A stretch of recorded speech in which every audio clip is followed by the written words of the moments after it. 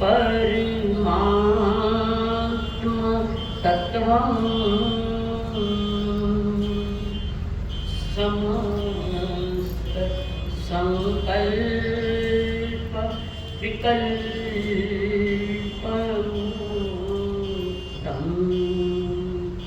स्वभावेन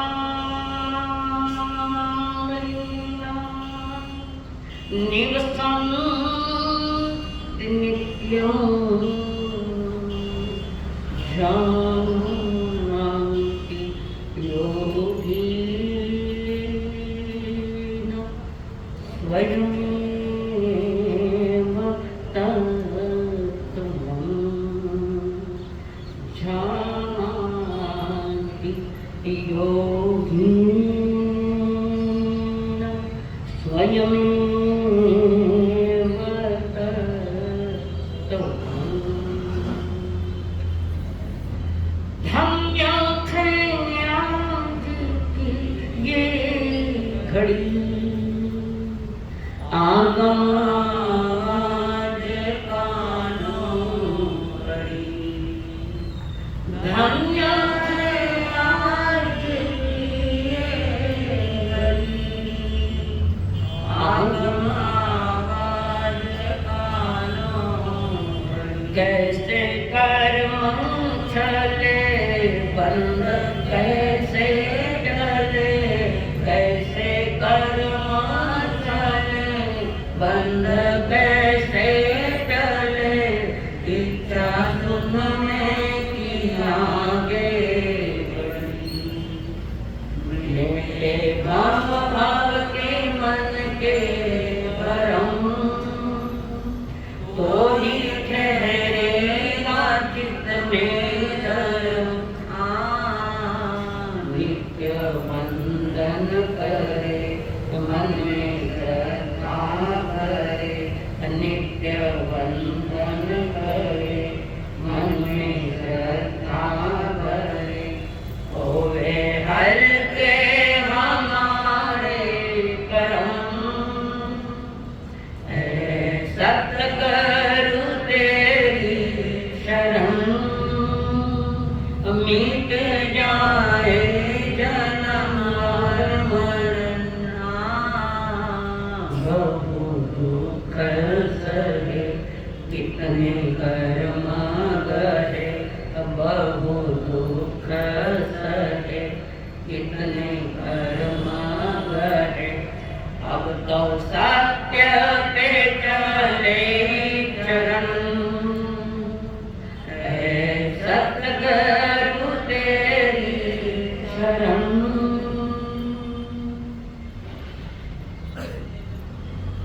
पंच परमेश्वर को प्रणाम। प्रणाम गुरु परमात्मा को, सद्गुरुदेव संयमी जीवन के सहयोगी साथी मंडल, जिन्होंने हमारे जीवन को संभाला वे परम पूज्य आदरणीय श्री अम्मा जी महाराज, जिन्होंने हमारा हाथ थामकर हमें सद्गुरु के चरणों में समर्पित किया। ज्ञानंदकारी मेरे संसारी स्वर्गस्थ पिताजी एवं स्वर्गस्थ माता,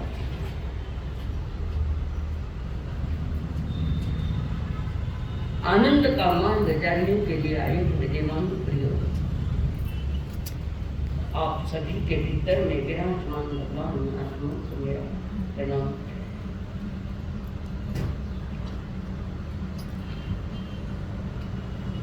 गाने वाला बहुत अच्छा गा रहा है, जिसने बनाई है ऐसा गुरु तेरी शरण। अंतर के परिणाम निश्चित ही ऊंचाई से लिए हुए है, तभी ये शब्द बाहर आते हैं, नहीं तो नहीं आते। और जिसने ये लिखा है शायद भगवान के प्रति पूर्ण समर्पित भाव से लिखा है, और वो प्रभु से प्रार्थना कर रहा है, प्रभु आज का दिन मेरे लिए धन्य है। अच्छा जी, तो क्या आज का ही दिन धन्य है? आज का ही दिन धन्य है। रोज तो आज ही है, बाकी कहाँ क्या है, कल क्या है, वो वर्तमान आए है, कल क्या है, कल तो काल है, कल का भरोसा मत करना। कल कल कल करते हुए अनादि बीत गया, कल यौलन, कल करुलन, कल संशुलन, कल आए उसके पहले तुम रहेंगे कि नहीं, कह नहीं सकते, कह नहीं सकते। ये क्या है? प्रभु मैं आपसे हृदय से सुन रहा हूँ और सुनने के साथ समझ भी रहा हूँ और समझ के साथ मेरे निर्णय लेने की भी तैयारियां हैं कि मुझे क्या करना है। बड़ी गहरी बातें। नित्य वंदन करें, किन्हें वंदन करो? वंदन किसको करना है?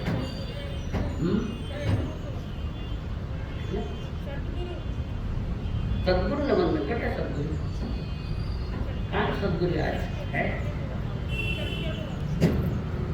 कितना स्टेटमेंट बदलो।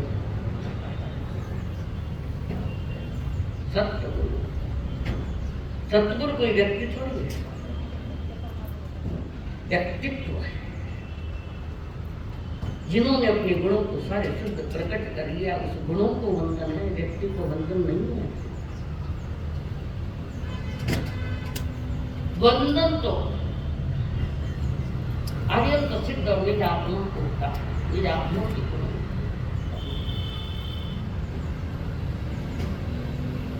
व्यक्तिवाची धर्म नहीं है, व्यक्तिवाची। इसका क्या प्रमाण है तुम्हारे पास? ये धर्म व्यक्तिवाची नहीं है। थाने में पूछो तो 1 घंटा ही थाने मौन तक बनते मैं तो मौन है जो पूछती को भी दे नमस्कार। इसमें किसी व्यक्ति का नाम नहीं है, कोई व्यक्ति नहीं है। अरिहंत अरिहंत व्यक्ति थोड़ी है, एक आत्मा की शक्ति है।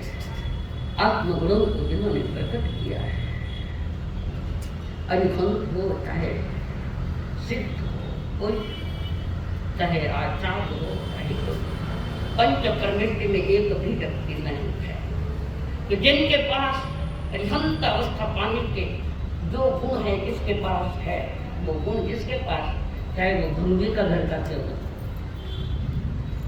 किसी जाति का हो सकता है, किसी कौम का भी हो सकता है, अगर उन्होंने अपने गुण प्रकट किए तो वो अरिहंत पद पाता है। अन्य दर्शनों में व्यक्तिवाची धर्म हो गया, और हमारे यहाँ व्यक्ति की पूजा नहीं होती, व्यक्ति को नहीं हम नहीं मानते। क्यों नहीं व्यक्ति की पूजा है? आप बताओ, क्यों व्यक्ति को हम नहीं पूजते? व्यक्ति को हम क्यों नहीं पूजे? नौकर में तो साक्षी उसमें, मैं क्यों कह रही हूँ, व्यक्ति को क्यों नहीं हम पूजते हैं? कौन बता रहे? अबे बोलो, खाने बोले ने छोड़ दिए, बोलो। वो तो मन ही माने में है, क्यों नहीं पूछते? बता दो ऐसा।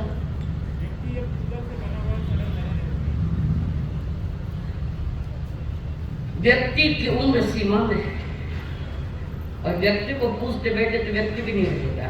आइडिया नहीं, अनादि अनंत इसलिए है, अनादि अनंत कारण गुण अनादि अनंत है, व्यक्ति अनादि अनंत नहीं है। भगवान महावीर 32 साल की उम्र है, 72 के बाद निर्वाण। अगर व्यक्ति को पूछते बैठे तो पुनः आगे ऐसे व्यक्ति मिलेंगे तो नहीं मिलेंगे, कारण वो भी अपनी उम्र से बंधा हुआ। हर व्यक्ति चाहे मोक्ष जाने वाली आत्मा क्यों हो, बेग उम्र से बंधे, किसी की कुछ उम्र, किसी की कुछ उम्र। जैसे श्रीमंदर भगवान की 84 लाख वर्ष की उम्र है, वो उम्र पूरी हो गई तो चलेंगे, तो व्यक्ति गया तो तुम कहाँ जाओगे? गुणों की पूजा। जिन धर्म गुण की पूजा करता है, गुरु धर्म है। यहाँ व्यक्ति का इसलिए मौत है, जिसे भगवान महावीर 72 साल की उम्र में, उनकी कीमत इसलिए हम करते हैं। उन्होंने आत्मगुणों को प्रकट किया और जगत जीवन को भी मार्ग दिखाया, इसलिए महान की पूजा कीमत है महान। मोदी विदेश में जाकर उनकी कीमत है, उनके साथ में जो प्रिय होता है वो भी पूजनीय हो जाता है। कैसे ये सद्गुणों की पूजा होती है। सद्गुण जिनके पास है वे सद्गुरु है।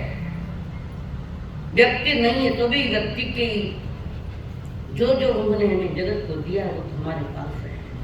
जिसने दिया है उनके प्रति कृतज्ञता है हमारी, जिसने दिया है।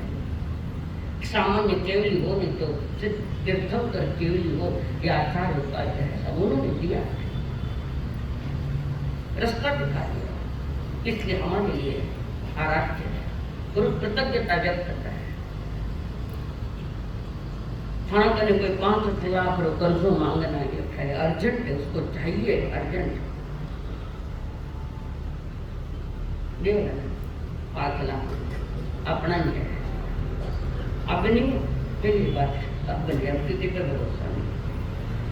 5 लाख रुपये आपको अर्जेंट ला कर देगी, उसने कृतज्ञता व्यक्त करोगे तो करोगे।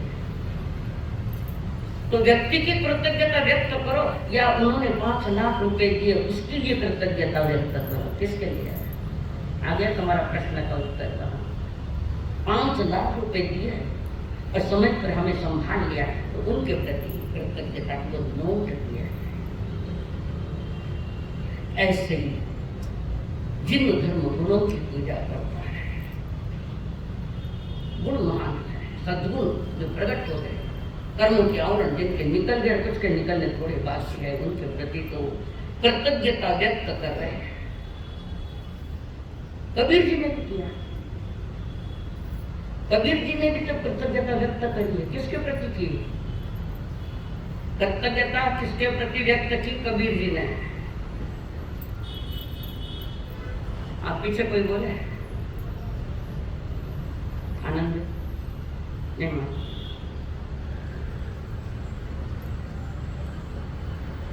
कई प्रश्न होना। अभी किसके प्रति कृतज्ञता व्यक्त की? गुरु के प्रति। गुरु गोविंद दोनों खड़े, माथा में गयो तो प्रयासा बनाते निकल गए बारे। गुरु गोविंद दोनों खड़े, काफी ना हो पाए। आध्यात्मिक योगी है कबीर जी, पहली क्लास भी नहीं देखी पर आध्यात्म डिग्रिया ले लेन बेटा था, कोई मालूम नहीं, खोटी डिग्री आया। बलिहारी गुरुदेव ने, जिन्होंने बलिहारी गुरुदेव को किया, गुरुदेव तुम्हारी कृतज्ञता व्यक्त करा और सबसे पहले आपके पांव पकड़ूंगा मैं, आपके पांव छूंगा, कारण तुमने गोविंद का स्वरूप बताया, परमात्मा का स्वरूप बताया, परमात्मा के मार्ग की जानकारी दी और जानकारी दी और मैं आपके कहे अनुसार मैं परमात्मा पद भी पा गया, आ जाऊंगा, पाऊंगा। पर गुरु के पास बैठ कर नाटक मत करना,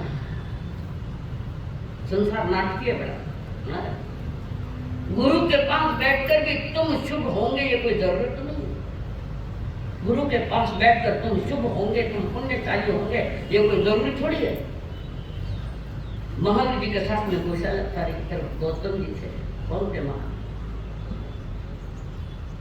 सत्य तो प्रभु के साथ रहकर भी गौशालक तो वैसा के वैसा गौतम पा गए। कुटिल था गौशालक, पर जिंदगी की अंतिम घड़ियों में उनको बोध हो गया गौशालक को। जिंदगी की आखिरी क्षणों में गौशालक ने कहा, बोध होया सत्य का, और कह दिया जगत को मैं तीर्थंकर नहीं हूँ, तीर्थंकर वेद। भगवान महावीर से तो ज्यादा शिष्य गौशालक के थे, खोटा लोग घना शिष्य। बोध नहीं है पर बोध वही बात करने वाले हैं, खोटी बात। परमात्मा महावीर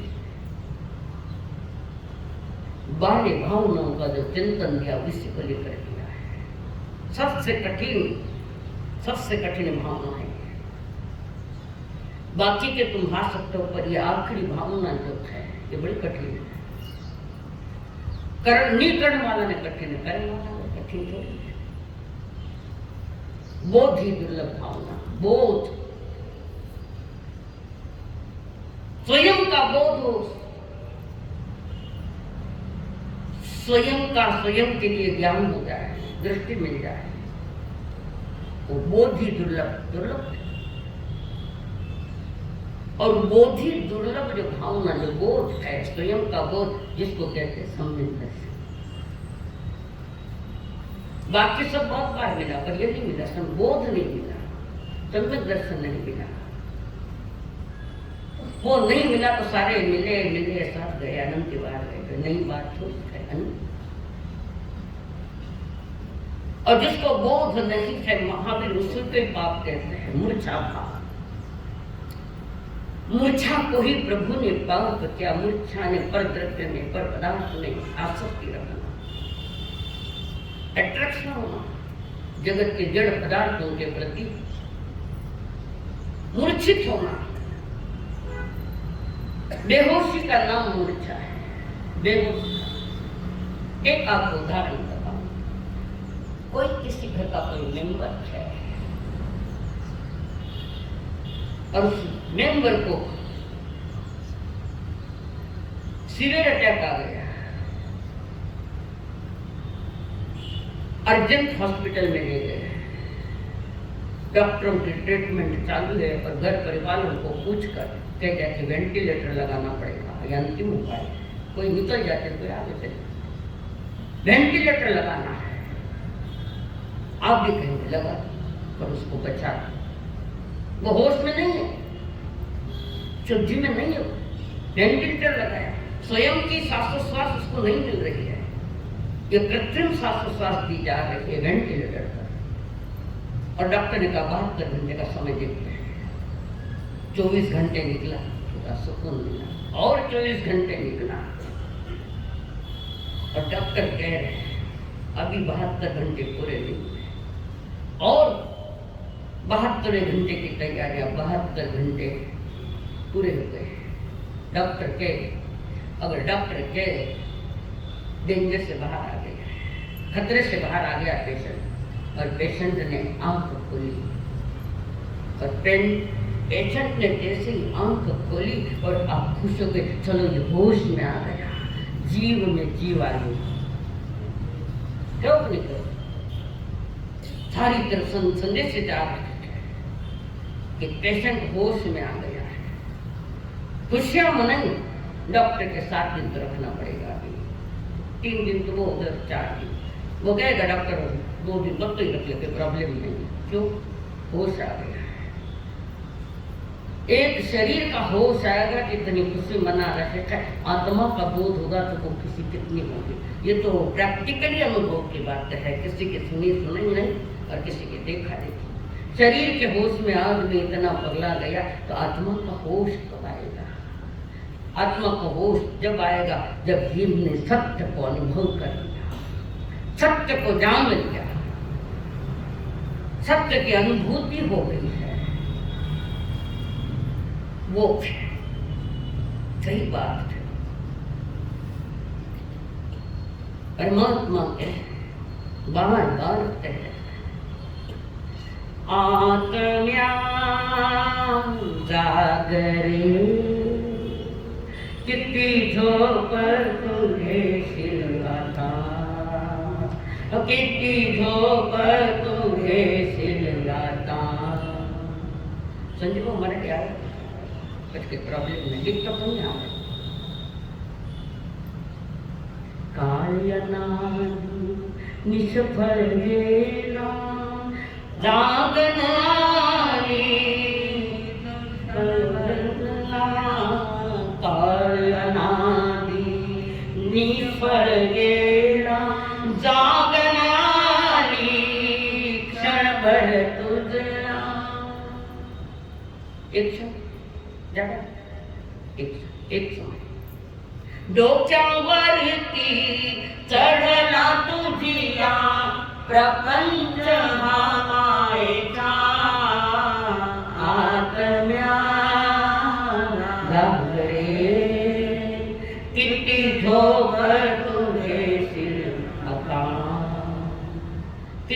झोपड़ तुझे सिरयाता।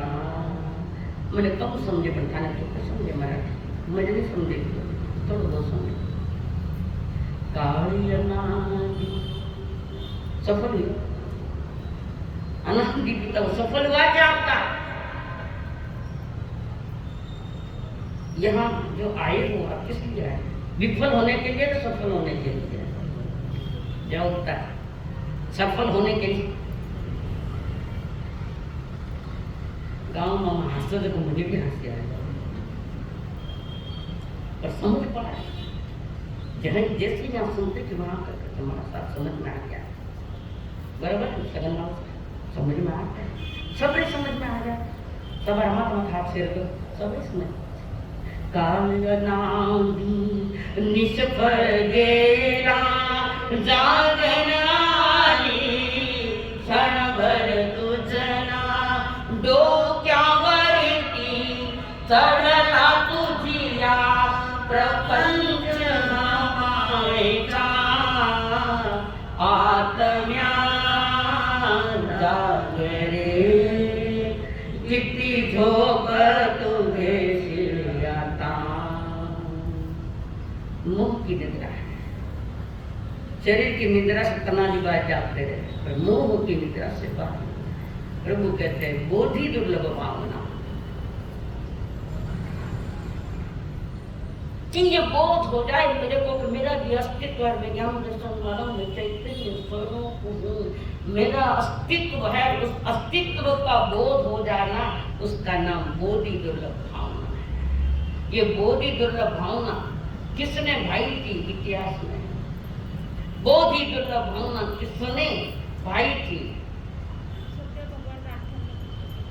ऋषभदेव भगवान के 58 पुत्र 100 भाई बाहुबली भरत जी पकड़ गए 100 भाई।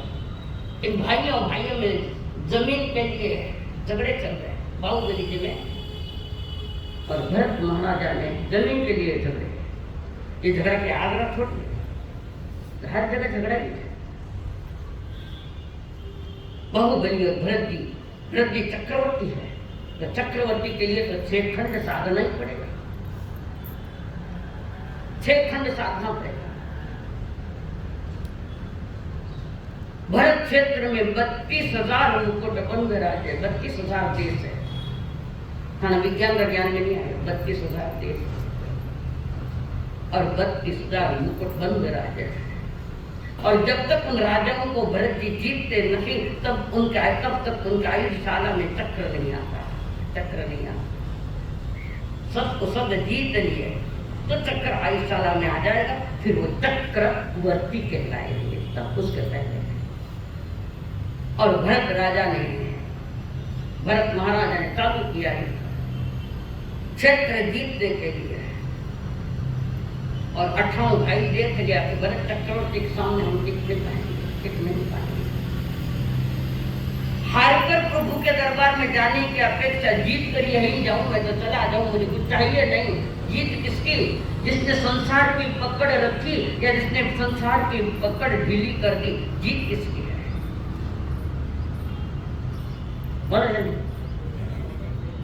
राजपाट छोड़कर निकल गए 58 और अपने पिताश्री के पास जाकर उन्होंने दीक्षा ली। सारी बात प्रभु के पास रखी पहली कि गुरुदेव प्रभु युद्ध चल रहे जमीन के लिए हम हैरान हो गए हमको बहुत सताया गया है क्या करें हम क्या करें? ऋषभ जी ने कहा मेरे पास आ जाओ यहाँ तुम्हें कोई नहीं हराएगा और यहाँ जीत है हार नहीं है। 58 भाई ने दीक्षा दी प्रतिबोधित हो गए कि युद्ध ऐसा जमीन के लिए झगड़े किसके जर जोर और जमीन के तो झगड़े और झगड़े सारे संसार के झगड़े हैं। धर्म में झगड़े नहीं अधर्म में झगड़े धर्म में झगड़े नहीं होते। आज तो धर्म के नाम पर ही झगड़े हैं चाहे वो सांप्रदायिक की बात करो धर्म के नाम पर झगड़े। धर्म अगर लड़ाता है तो धर्म नहीं है। धर्म अगर दो में लड़ाइयां करवाता है तो धर्म नहीं अधर्म है। महाभारत की रचना धर्म युद्ध नहीं, धृतराष्ट्र की ओर से अधर्म युद्ध चल रहा है। तो अधर्म को हराना है तो देव के नंदन सारथी बनकर अर्जुन को ले जा रहे हैं युद्ध में, सारथी बन। वे युद्ध चाहते नहीं, देव के नंदन युद्ध नहीं चाहते, लाखों का घमासान देव के नहीं जाते। और शांति प्रस्ताव थे देव के साथ, और मना कर दिया दुर्योधन ने, मां तो खराब हो। फिर कर्ण का साथ मिल गया, मजबूर है कर्ण। युद्ध के पहले पता चल गया था उसको मैं किसका लड़का हूं। युधिष्ठिर जी के श्रेष्ठ भ्राता है कर्ण, बड़े। पर अब निर्णय हो चुका। कृष्ण महाराज नहीं चाहते थे युद्ध हो, पर ये चाहते युद्ध हो। अधर्म युद्ध करवाता है, धर्म युद्ध नहीं करवाता। तुम लड़ाइयां करते तो धर्म के है का धर्म के जाना है। युद्ध भी करना थोड़े जागृति में करना, बोध पूर्वक करना, कदाच युद्ध बंद हो जाए। ये तो गमा इतिहास में हमारे भूदल जी महाराज, आपने बताया भूदल जी महाराज वे युद्ध में लड़ रहे, दो राजाओं के लड़ाई, तो भूदल जी इसमें थे, संसार में थे।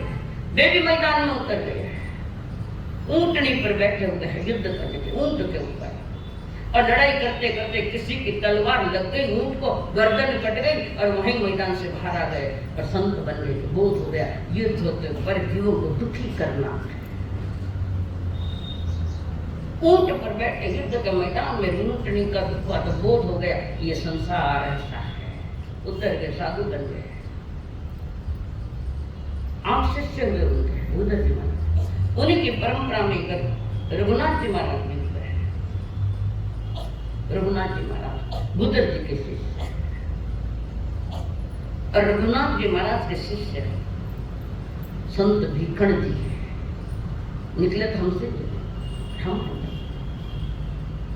कोई छोटी छोटी बात को लेकर वो थोड़ी बात हो गई, चर्चा हो गई, और भीखण जी ने कह दिया हम साथ में नहीं रहेंगे, अलग हो जाएंगे, साथ में नहीं रहेंगे। कारण आगम को लेकर जो चर्चा हुआ तो भीखण जी चाहते थे अनुकूल, हमारे अनुकूल चर्चा हो, सत्य के अनुकूल चर्चा होगी, अपने अनुकूल नहीं होगी, ऐसा है चर्चा। और भीखण जी अलग हो गए। प्रथम आचार्य भीखण जी 13 पंथ, इनको 13 पंथ नाम क्यों दिया गया कि 13 संत निकले और सुनने वाले भी 13 जन थे, तो 13 पंथ हो गया। एक बार संत भीखण जी रात्रि में प्रवचन दे रहे थे, काफी लोग बैठे, श्रावक वर्ग सुन रहे, और भीखण जी प्रवचन दिए जा रहे हैं। भीखण जी के सामने आसो जी नाम का श्रावक बैठा है, आसो सामने बैठे, हजारों की भीड़ में भीखण जी जिन देशना दे रहे, जिन मार्ग की, और भीखण जी प्रवचन सुना रहे, और आंसू जी नींद ले रहे, सब रागे शुक्र स्थान है, तो कोई पूछे को नहीं, को लाओ वो ना कोई नहीं, आंसू जी नींद ले रहे, और भीखण जी सामने, आंसू जी नींद आ रही है, नहीं मान सकता। मैं कई बार नींद लेने वाला सच कब बोलेगा? एक शरीर की नींद लेने वाला भी सच नहीं बोलता, तो मोह की निद्रा में सोया हुआ आदमी कब सत्य हो सकता है? कब होता है? पुनः भीखण जी ने प्रवचन चालू किया, वही चला जो पहले चला, वो आंसू जी पुनः कभी तो मौके हो जाए ऐसा तो मैं देखा है मेरे प्रवचन चढ़ धरती मातो लागी झुक्यो क्यों को नींद क्यों ली क्यों? ये तो शरीर को मार पड़ी, जन्म जन्म पर तुमसे कर्मों की मार पड़ रही है। मोह निद्रा से बाहर आने का जागृत, उसको कहते हैं बोधि भावना। बीकन जी ने कहा आसू जी सो रहे हैं क्या? नहीं मारा साहब, घोड़ा था शायद। बीकन जी पूछे नहीं कि मैं कहीं क्यों, तो हमारा सिर को तो बोले बोला मैं कहीं क्यों नींद नहीं गिरता। फिर बोले अच्छे साहब। आसू जी ने मन नहीं। अब बीकन जी का प्रवचन चालू हुआ। इस बार बीकन जी ने जो प्रश्न था वो स्वयं को आपको पूछने जैसा है, स्वयं को आपको पूछने जैसा है। बीकन जी प्रवचन दे रहे हैं और प्रवचन के बीच में आसू जी ने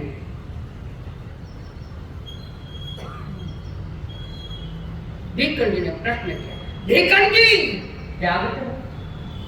नहीं। आसू जी का प्रश्न किया, बीकन जी जिंदा हो क्या? वो कह रहे नहीं।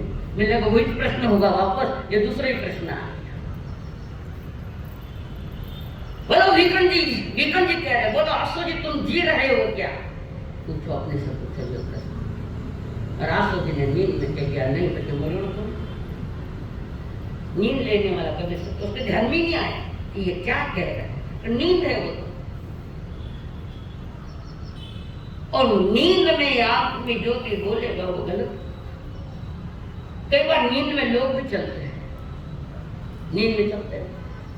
दर्शनावली कर्म का होते हैं, शुरू में बताया, जिसको हम नील कमल कहते हैं। और वो नींद में कितना ही काम करके आ जाए उसको पता ही नहीं, आकर घर सो जाओ वापस। खतरनाक नींद है। शरीर की नींद खतरनाक नहीं, स्वयं के बोध नहीं है वो नींद खतरनाक है। मोक्ष की निद्रा, मोह नींद रे बस नहीं सो क्यों मोह नींद रे बस में सो क्यों भूलिया करो पथ जिबरा अब तारी बारी भगवान जग उतरे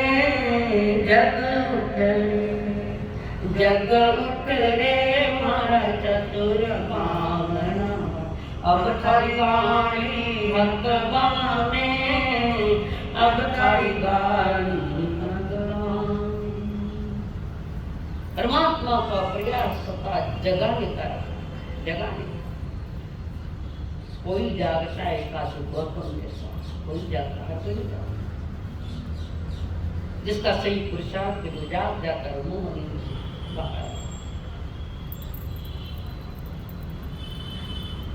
और विकर्ण जी ने आंसू जी को कहा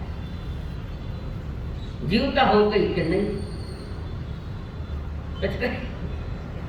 कही हो ये प्रश्न तुम्हें पूछ रही हूँ, आप सुन रहे हैं। जीवता सुनो के मरिया मरिया सुनो। परमात्मा जीवन का जागरण आवश्यक है, और जीवन का जागरण होगा तो देव धर्म के सानिध्य में होगा। महापापी श्रेणी भी बोध दे पाए अनाथी से, सत्य समझते, जिसका अहंकार था श्रेणी को। ये भगवान बुद्ध के पहले शिष्य थे, बिंबिसार नाम से। उन्होंने जैन धर्म लोग चेला नारायणी के कारण पा गए। नारी ने भी इतना गजब कर दिया, जगा दिया पुरुष को सत्य की ओर।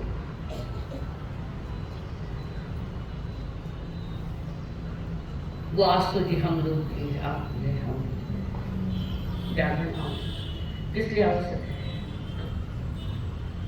बोलो जल्दी, जागरण आवश्यक है किस लिए? नारी पटले पूछते रहे, मौन खोलो, पाठी मौन ले लीजिए। नहीं, जागरण इसलिए आवश्यक है कि सम्यक दर्शन मुक्ति का प्रथम कारण है और महत्वपूर्ण कारण है।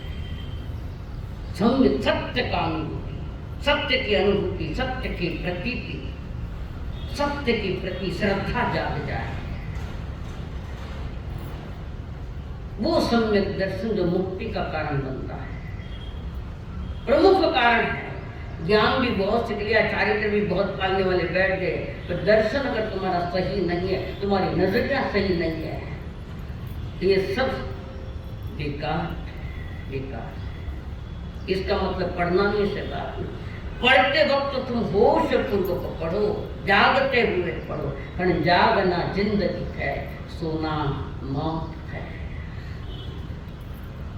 आगम खूब पढ़े पर खोटी मान्यता को अभी तोड़ा नहीं, अंधश्रद्धाएं निकाली नहीं, तो तुम्हारा पढ़ना इतना महत्व नहीं देता है। मन का सुकून है कि मैंने आगम पढ़े 32 के 32, नेखा तो प्रश्न पूछे न जावा मुंडोगन मैं तो शराब की इतना शास्त्र पढ़ जाना। हाँ मैं पढ़ा पर कुछ चिंतन करता नहीं पढ़ा, बच्चे ने पढ़ा टाइम पास कर दिया। प्रभु क्या है मनुष्य जन्म जोखिम है, पहले का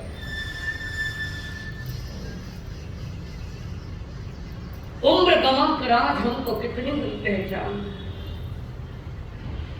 चढ़ी नदी उतर गई घर हो गई वीरान, कर्मों की नदी अचल घर वीरान हो गया हमारा, बाहर का नहीं भीतर का, जो परमात्मा भीतर वो भी एक लोक है, वो भी एक लोक है। कल लोक भावना बताई थी, तो उसमें लोक का स्वरूप बताया, और तुम्हारे भी शरीर के लोक, अंदर में लोक बैठा है, बाहर में है, तो भीतर में लोक, और वो लोक है कर्मों का लोक है, अर्थात कर्मों का लोक। परमात्मा ने कहा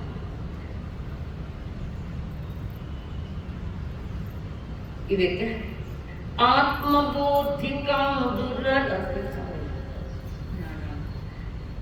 भव अटवी में भटक चुके पाना अब तो किनारा, हम समझे भावना। संसार अटवी है, जंगल है, घनघोर जंगल सामान्य, और घनघोर जंगल में अनंत बार लापता हो गए। लापता है, हर कोई लापता है। सिर्फ एक ही व्यक्ति, वो एक ही प्राणी जो लापता नहीं है, बराबर पत्ते पर है, वे कोई सम्यक दृष्टि आत्मा नहीं है, वे भटकते नहीं है। जिसको सत्य का अनुसंधान हो गया, सत्य को पाइए, वह भटकते ही नहीं। अरे कदाच भटक भी जाए तो पुनः ठिकाने आ जाए, कारण सत्य का अनुभव हो गया। महान आचार्य कुंद कुंद देव ने अष्टपौर में बताया, दर्शन भट्टा भट्टा दर्शन भट्टा नो सिद्धे, चार्य भट्टा नो भट्टा चार्य नो सिद्धे। जो दर्शन से भ्रष्ट है वो कभी सीझेगा नहीं, कभी मुक्त होगा नहीं। दर्शन भट्टा दर्शन भट्टा नहीं, जो दर्शन से भ्रष्ट हो गए, मिथ्यात्व में जी रहे हैं, दर्शन से भ्रष्ट है, वे कभी संसार से मुक्त नहीं होंगे। दर्शन से भ्रष्ट, चरित्र से कोई दीक्षा लिए और भटक भी गया तो अपना संभल सकता है। बिना धागे की सुई जल्दी नहीं मिलेगी, और उस पर धागा पिया तो सुई जल्दी मिल सकती है। जहां सुई सुसुप्ता उत्तराधीन की गाथा है, सुई में धागा पोया तो सुई जल्दी मिल जाएगा धागा। तो ये सुई का धागा जो है वो सम्यक दर्शन का धागा, और सुई यानी तुम्हारी आत्मा, तुम्हारी चेतना, जिसमें सम्यक दर्शन का धागा है, और वो भटक भी गए दर्शन दीक्षा लेकर तो भी वापस समझ सकते। क्या साथी उसके अच्छे भी भटक गए, नहीं भटके सकते, पर वे वो है जो दर्शन से भटके नहीं, चारित्र से भटके। सत्य उनके अनुभव में है, और चारित्र से भटक भी गए तो पुनः अपने घर लौट आएंगे, सत्य उनके ज्ञान में आ जाएगा। इसके लिए हमारे यहाँ साक्षी नाम सुना था, आर्द्र कुमार नाम तो सुना, आर्द्र, और जिनके दोस्त थे श्रेणिक महाराजा के पुत्र अभय, मंत्री अभय, दोस्त थे।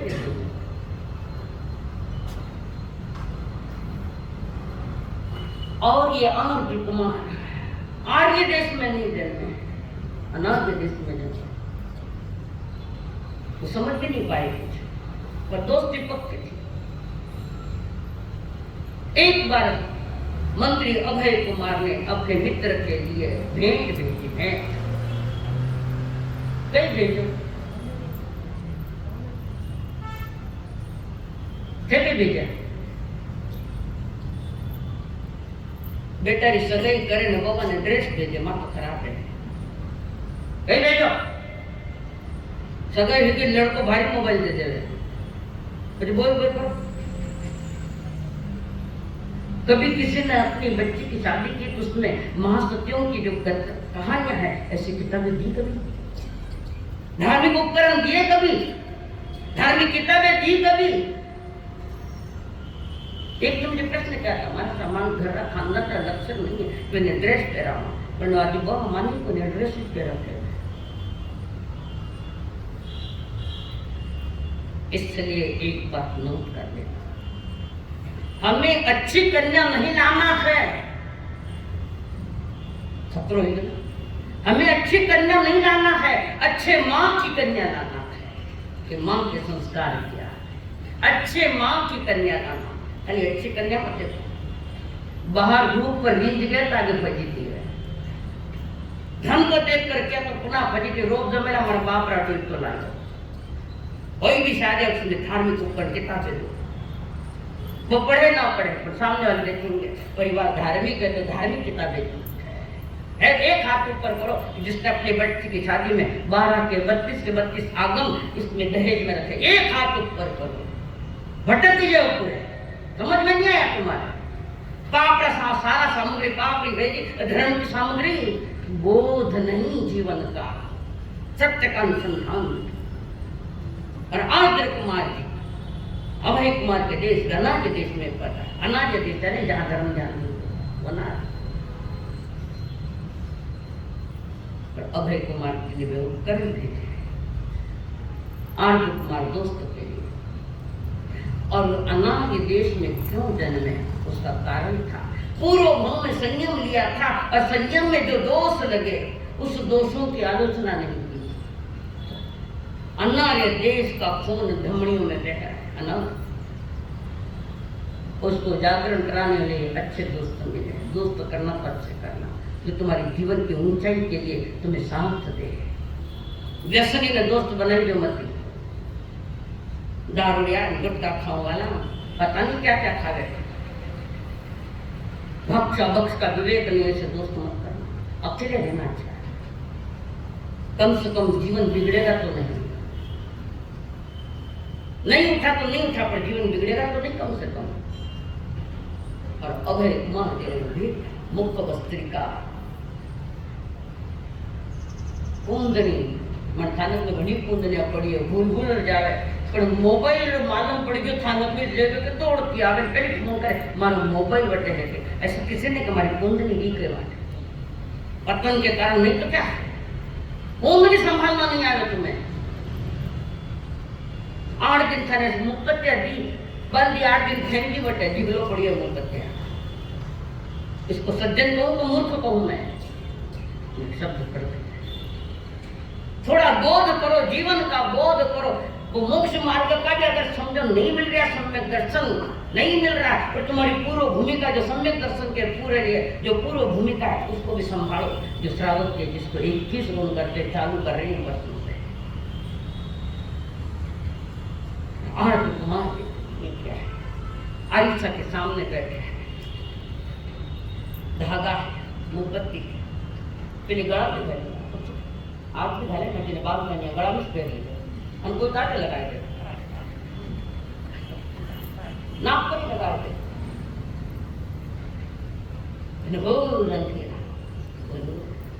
भटक गए। आर्द्र कुमार बार बार ये यहाँ गले की तो नहीं है, यहाँ भी लगाने के है क्या, ये कपड़ा है क्या जो आसन था नहीं आसन, ये चीज क्या है जिसको हम पूर्ण नहीं करते हैं, वो बार बार चिंतन करते, ये किसके लिए है, बाप ने पर किसके लिए पता नहीं था, किसके लिए कुंजनी आसन किसके लिए? मुखोस्त्र का किसके लिए है बताओ? बोध नहीं, बोधि दुर्लभ हमने पहले कहा। फैंसी ड्रेसेस नहीं है ये, फैंसी ड्रेसेस नहीं है ये हमारे पापों से मुक्त होने के लिए साधन दिए हैं। उन्हें आसन दिया, मुक्त बोध ने दी जीव रक्षा।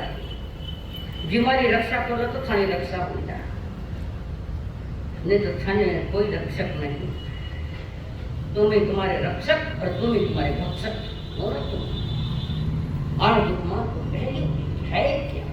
बार बार देख रहा है। दोस्त ने भेजा तो कोई न कोई तो राज पक्का है इसमें। ये जो उपकरण भेजे कोई न कोई रहस्य है इसमें। और वो सोचते आ रही समय देख रहे और देखते देखते जाति स्मरण ज्ञान हो गया। पूर्व भाव में मैं साधु था और वो वेश याद आया कि पूर्व भाव में मैंने ऐसा वेश पहना हुआ है। उस समय लगे हुए पापों की आलोचना नहीं की तो मैं अनाथ देश में आ गया। एक माँ का बेटा एक आर्य होता है, एक अनार्य होता है। एक कुख से जन्मे में दो भाई भी, एक आर्य होता है, एक अनार्य हो सकता है। एक व्यसनी हुआ वो अनार्य है और जो निर्व्यसनी है और देवगुरु धर्म के प्रति आस्था रखता है वो आर्य है। खाली क्षेत्र की तो बात नहीं है। जीवन की शैली तुम्हें बताएगी तुम आर्य है क्या अनार्य। तुम्हारी जीवन की शैली क्या है उस पर बोध होना चाहिए। जीवन जागृति का बोध होना चाहिए। और ये संसार हमारा किए का फल है, हम नहीं, हमारा ही उपद्रव है, हमने बोया है। निम्बुड़ और बीज बहुत विरुद्ध शाखान प्रशाखान बीज पत्ता सब कड़वा। टहनी भी चाक के देख लो तुम्हें पता लग जाए तो कड़वे रंग बीज कड़वा है। तुम्हारे पास भी बीज कड़वा है, जहरीला बीज पाल रखा है। कौन सा बीज है वो? कड़वा। कौन सा बीज है वो? कड़वा। ओके, मिथ्यात्व का कड़वा बीज है और उसके कड़वे फल आ रहे हैं। फल तो नहीं चाहता पर बीज तो वो रखा है। ऐसा कैसा फल आए? सने कुछ मन की पूछे, खुद को पूछो, खुद का बोध करो कि मैंने कहाँ गलतियां। मैं गलती की यही स्वीकृति नहीं अभी तो कहाँ पर थोड़ा लंबा हो गया। मेरे पास मतलब कठिन की नहीं पूरी अनुकूल क्यों आए? क्या है इस जन्म में तो मैं बहुत अच्छा धर्म ध्यान कर रही, संतों के पास जाती हूँ, वाणी सुनती हूँ, वाणी सुनते को पंचायती करके उसको जानना। अंधश्रद्धाओं का बीज बोया है, इस सारी लंबी कड़ी खड़ी हो गई। यानी कह रहे बोध हो जाए, जीवन का बोध है, सत्य समझ में आ जाए। कभी कभी वो प्रगति हो जाए, समझ में तावत में पहला हो सके, कभी अनुभव में आ जाएगा। अपने परिजनों को होश में आकर देखता होगा सारा परिजन खुश है और तुम्हारी आत्मा होश में आ जाए तो सारे संसार के मालिक हो, जगत के मालिक हो, जगत पति कहलाओगे। और आर्य कुमार को बोध हुआ जब पूर्व जन्म में मैं साक्षी था। थोड़ी गड़बड़ी हो गई बात, अटे तो थोड़ी गड़बड़ी नहीं चाह रहे, अटे तो पूरी गड़बड़ी है, थोड़ी भी नहीं चाह रहे। और वहां से निकले आर्य देश में आ गए और उन्होंने वो जो उपकरण है उसको देखकर पूर्व का साधु को ज्ञान में आया, दीक्षा ले ली। आर्य कुमार जी ने साधु वेश पहन, जिनके रोम रोम में सरस्वती थी वे सुस्थित आचार्य, सुस्थित आचार्य के शिष्य बने आर्य कुमार मुनि। गुरु का ज्ञान और गुरु का मूल्य समझकर जिसको भीतर में बोध हो गया तो उन्होंने दीक्षा ले ली। दीक्षा लेते गुरु के साथ विचरण चलता है और फिर आगे जाकर चिंतन मनन की यात्रा में चल रहे हैं। योगा योग व्याघ्र कुमार जी जिस नगरी में आए हैं, मुनि आर्य कुमार विचरण करते करते जहां योगा योग उनकी एक साक्षण पूर्व जन्म उसी नगरी में उनके ज्ञान में आ गया। उसको देखकर उनके ज्ञान में आ गया और उस नारी को देखकर अंदर में काम राग जा गया, बोध दब गया, काम राग जा गया, संसार की बातें अच्छे लगने लगी, पुराना काम राग याद आया।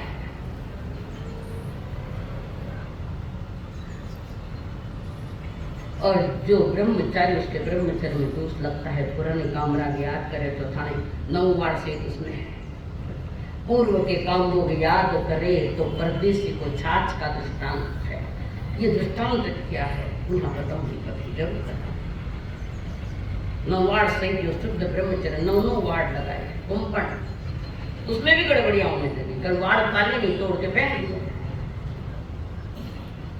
और अतीत की यादों ने भटका दिया कुमार मन। पर दर्शन मजबूत था, मैं गलत हूं, प्रभु का मार्ग गलत नहीं। तो दर्शन उनके पास मजबूत है, सम्यक दर्शन। सत्य तो है पर चारित्र से भटक गए। ये दोनों ही मोह कर्म का खेल, एक दर्शन और एक चारित्र। तो मोह में सारी दोनों बिगड़े जाते हैं। एक सुरक्षित था, सम्यक दर्शन उसके पास था, गया उसके साथ, जिसके साथ पहले जीवन बिताया साथी के साथ, उसी के साथ आ गए वापस। सार रख दिया, चारित्र से भटक गए। बोध तो पक्का है कि ये गलत है, कम से कम स्वीकृत है। आर्य कुमार की स्वीकृति तो है, मैं जो कर रहा हूं वो गलत है। पुरुषार्थ कमजोर पड़ गया और चारित्र से भ्रष्ट हो गए। उस महिला के साथ 12 वर्ष है, 12 वर्ष दुष्काल पड़ गया आर्य कुमार मन में।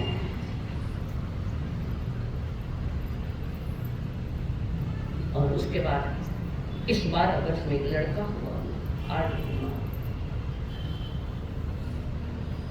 और होश आया, पुनः होश आया, मैं क्या कर बैठा। और उन्होंने अपनी पत्नी से कह दिया मैं निकल जाऊंगा, यहाँ नहीं रहूंगा, मैं निकल जाऊंगा, संयम लूंगा, मैंने बहुत बड़ी गलती कर दी है, मैं जाऊंगा। वो छोटा बेटा, एक बेटा छोटा है, उसको भी पता लग गया कि पिताजी जाने वाले, तो उसने कच्चा धागा लाया, पिताजी के पाँव में बांध दिया। अब देखिए कर जाओ बोला, पुनः वो मोह जागा बेटे के प्रति, मोह कटा। फिर वो मेरा बालक है और इसने धागे बांध दी, कच्चे सूत के काट। पुनः 12 वर्ष, 24 वर्ष। उसके बाद पुनः होश है, किसी को कहे भी नहीं, निकल गए आर्य कुमार और सीधे गुरु के पास जाकर प्रायश्चित किया। सुहस्ते गुरु, हर गुरु अपने शिष्य के कल्याण की कामना करता है। हर गुरु, शिष्य की गलती हो जाए तो गुरु कहते वापस मत कर, पक्के पक्के पांव से चलना है। चारित्र, गुरुदेव तुम कुछ भी कहो, मैं प्रायश्चित देने के लिए तैयार हूं, मैं आपका शिष्य बनूंगा। 24 वर्ष के बाद आया वापस, पर सत्य तो उनके अनुभव में था, सम्यक दर्शन नहीं। चारित्र का परिवाही हुआ है ये, दर्शन का परिवाही नहीं। परिवाही यानी गिरना, चारित्र का परिवाही हुआ है, ये चारित्र सम्यक दर्शन से परिवाही नहीं हुआ है। आस्था पक्की है, अनुभव पक्का है, सत्य मार्ग है, तो वितरागता का मार्ग है, जिसको पाने के लिए, उस मार्ग को, मंदिर को पाने के लिए मुझे वितराग मार्ग पर चलना है, तो दीक्षा लेना आवश्यक है। पुनः दीक्षा, दीक्षा लेने के बाद आर्य कुमार मुनि विचरण कर रहे हैं और अपने गुरु जी से भी कहा मुझे आज्ञा तो मैं जाना चाहता हूं। 500 साथियों के साथ घूम रहे। लक्ष्मीपुर में दीक्षा लिया, इतिहास है, सत्य इतिहास है, घटना सत्य है। और उन्होंने लक्ष्मीपुर में आए और 500 जन साथ वहां दीक्षा ली। घूमते घूमते 500 साथियों के साथ आए, लक्ष्मीपुर में आकर दीक्षा।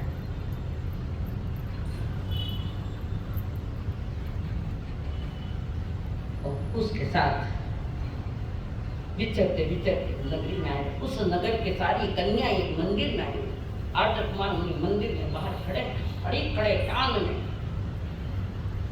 और सखियां वहां आई चुकी है, राजकुमारी की सखियां, राजा की लड़की राजकुमारी की सखियां सब आई और उनका खेल चला। आंखें बंद करो, जो थंबे पकड़ेंगे वो जीतेगा। पहले खेलता ना थंबा, वो खेलता रहेगा, वो मारो थंबो, सारा थंबा ही है। और सभी की आंखें बंद है। राजकुमार ने भी थंब पकड़ा, और वो पत्थर का थंब नहीं था, ये आरजू कुमार नहीं। ये मेरे पति है, ये मेरे पति है करके, और उसको ही पकड़कर उसने राज्य किया। थोड़ा आगे आगे वहां पर उसने संसार किया था। और जैसे ही अंतर का अंधेरा छटा, गुरु की चरण में आई, उग्र साधना की, ढीली ढीली नहीं, मरी मरी नहीं, अंतर की जागृति पक्के हो, संयम जीवन में अंतर की जागृति पक्के, नहीं तो भटक जाओ। शरीर का अंधापन चलेगा, पर आत्मा का अंधापन तो नहीं चलेगा, नहीं चलेगा। वही जन्म उपलब्ध है जिससे हम संयम ले सकते हैं, प्रभु के मार्ग पर चल सकते। लाख कोशिश से मिला तुझको ये मानुष जन्म, लाख कोशिश से मिला था तुझको ये मानुष जन्म, खो दिया तूने ये हीरा, खो दिया तूने ये हीरा, विषय में जाने के बाद कौन करता है किसी को, कौन करता है किसी को, याद मर जाने के बाद कौन करता है किसी को, याद मर जाने के बाद सूंघता कोई नहीं है, फूल मुरझाने के बाद सूंघता कोई नहीं। ये सत्य है। याद मर जाने के बाद कौन सा नहीं याद करेगा? पता जीव तो याद नहीं करेगा, मर जाए। कभी अनुभव होता है इसका, जब बुढ़ापा पूरा छा गया है और जीवन भर परिवार के मुख में समझ नहीं आई, बोध नहीं हुआ, जिंदगी में बोध नहीं हुआ, और समय आ गया जहाँ सारी इंद्रियां शिथिल हो गई, कमजोर पड़ गई, कोई करने नहीं आ रहा, अरे मैं जिंदगी ऐसे दी और एक भी मारा करने नहीं आ रहे। अब थोड़ी अक्कल आई, बहुत हुआ, जिसको मैं अपना कह रहा था, अपने अपने हो गए, अपने सपने हो गए। आज तो वृद्ध अवस्था में सपने बन कर रह गए। खाना कहीं कौन आएगा, माखिया और कौन आएगा, मक्खिया बन बन करती, दूसरा कौन आएगा? ये तब पता लग जाता है, सो में थोड़ा ही रह गया, तब समय थोड़ा रहता है, तब समझ में आता है, और फिर भीतर में पीड़ा ही चलती है, चेहरा मुरझा जाता। तनाव ही तनाव, जिनके लिए जिंदगी खोई, उन्होंने हमारी जिंदगी खराब कर दी। आखिर में कौन तुम्हारे पास बोध रखो इतना।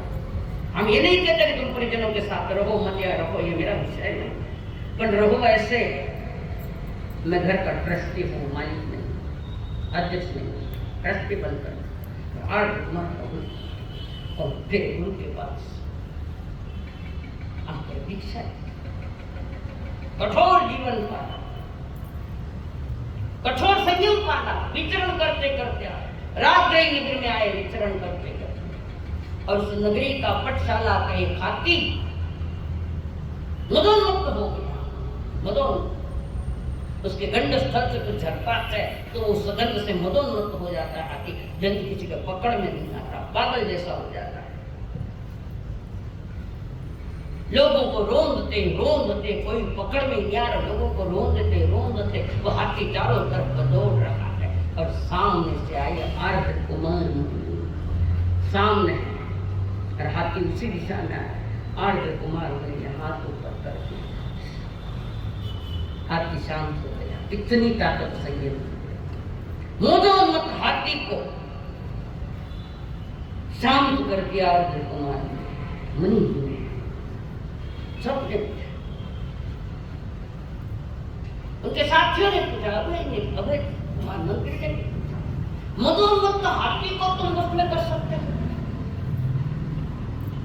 संयम में वो ताकत, मदोन्मत्त हाथी भी शांत हो गया और उसने अपने दोस्त अबे मनोन्मत्त हाथी को वश में करना कोई कठिन बात नहीं है, पर सूत के कच्चे धागों को तोड़ना कठिन हो गया। ये बेटे ने गांव में 12 आंटे लगाए, कच्चे सूत के धागे को तोड़ना मेरे लिए कठिन हो गया, तो मैंने 12 वर्ष और वहां पढ़ा। मनोन्मत्त हाथी का क्या है, बाहर के हाथी को वश कर सकते हैं, पर अंदर में मुंह का हाथी बैठा है, दर्शन मुंह का, उसको वश में करना पड़ता है। और आर्द्र कुमार मुनि उत्कृष्ट संयम पालते हुए गुरु के सामने केवल बनकर मोक्ष चाहिए।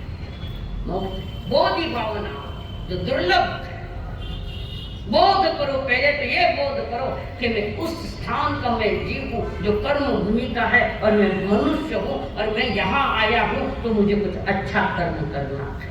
बाकी जगह ये बात नहीं, कहीं भी नहीं, कहीं बोध करो मनुष्य जन्म का कि मैं मनुष्य बना हूं तो क्यों बना हूं, किस कारण बना हूं और मुझे क्या करना चाहिए, इसका बोध करो, होश पूर्वक बोध करो। संकल्प हो हमारा